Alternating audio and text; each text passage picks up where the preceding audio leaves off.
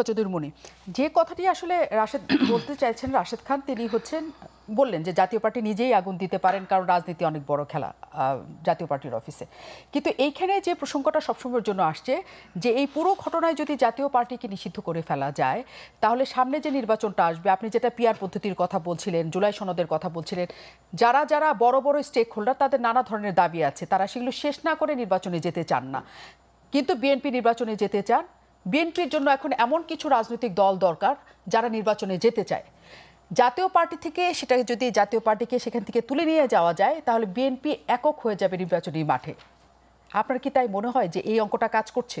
দেখেন, একটা অঙ্ক তো কাজ করছেই, অঙ্ক খুব সিরিয়াস কাজ করছে। এখন যারা বলছে, আমার সহ আলোচক বলছেন রাশেদ, যে এরা নির্বাচনকে বানচাল করার জন্য এই ধরনের কাজগুলো করছে, নির্বাচনকে বানচাল করার জন্য এরা করছে, রাশেদরাও তো তাই করছে।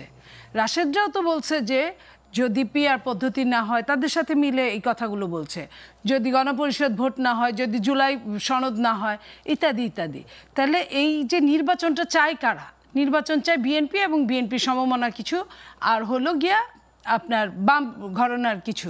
তো এই যে এরা নির্বাচনটা চায়, তো এরা কি করছে? যারা নির্বাচন চাচ্ছে না, তারা বাংলাদেশকে বোঝানোর চেষ্টা করবে, বাংলাদেশ বিশ্বকে, যে এটাও শেখ হাসিনার মতো নির্বাচন হয়ে গেছে, একক নির্বাচন, কারণ এই দলগুলো নির্বাচন আসে নাই।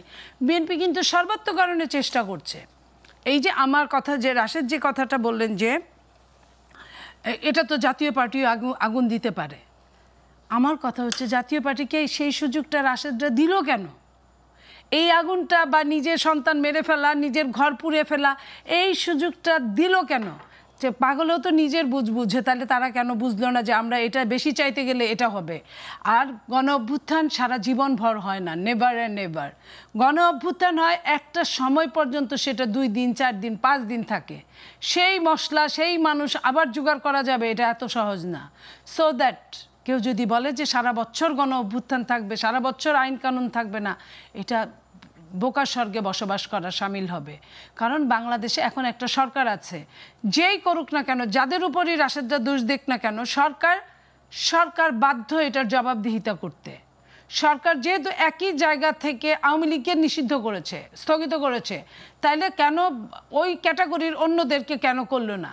এবং সেটা নিয়ে সরকার এখনও কোনো কথা বলছে না। সরকার কি চায় আবার তার যমুনা দখল করুক, আবারও তাই সে ঠান্ডা পানি মিশায় তারপরে এই পোলাও কুরমা খাওয়ায় এই কাজটা করবে? তাহলে তো সরকার এটা বললেই হয়, সেটাও করুক। তাহলে সরকার কি নিজেও চায় নির্বাচনটা হোক ঠিক টাইম মতো?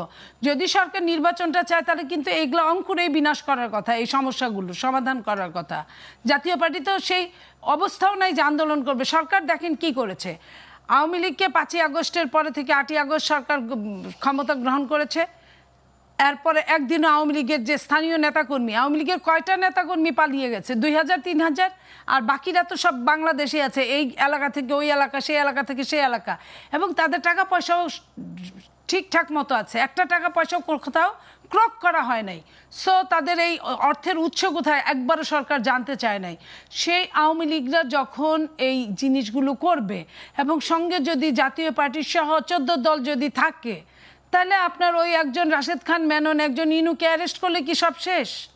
আপনার তাদেরকে সরকার ভীষণভাবে আশকারা দিচ্ছে। শুধু আশকারাই দেয় নাই, প্রশাসনে আওয়ামী লীগ একদম ঘাপটি মেরে বসে আছে, প্রশাসনে আপনার 14 দল ঘাপটি মেরে বসে আছে। পাশাপাশি এই যে নির্বাচনের, যে এই প্রশাসন থেকে নির্বাচনে যাবে, তারা যদি নির্বাচন না চায়, সঙ্গে যদি একই জায়গায় যদি আপনার অন্যান্য দল, যারা রাশেদদের দল, জামাত, ইসলামিক দল, এরা যদি নির্বাচন না চায়, এনসিপি যদি নির্বাচন না চায়, তাহলে কি হবে? শেষে কি আমি বলতে পারি যে তাহলে আওয়ামী লীগের সঙ্গে এরা মিলে গিয়ে আবার আরেকটা আন্দোলন করবে বিএনপির বিরুদ্ধে? আমি তো এটাই মনে করি, কারণ আওয়ামী লীগও নির্বাচন চায় না। বিএনপি একা নির্বাচন চাইলে নির্বাচনটা হবে ফেব্রুয়ারিতে।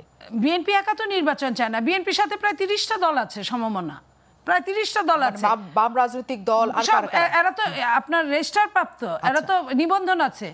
তাদের সঙ্গে যদি 3-4টা দল থাকে, তাহলে জাতীয় পার্টি যদি সেখানে নিষিদ্ধ হয়, তাহলে তো কোনো অসুবিধা হওয়ার কথা না।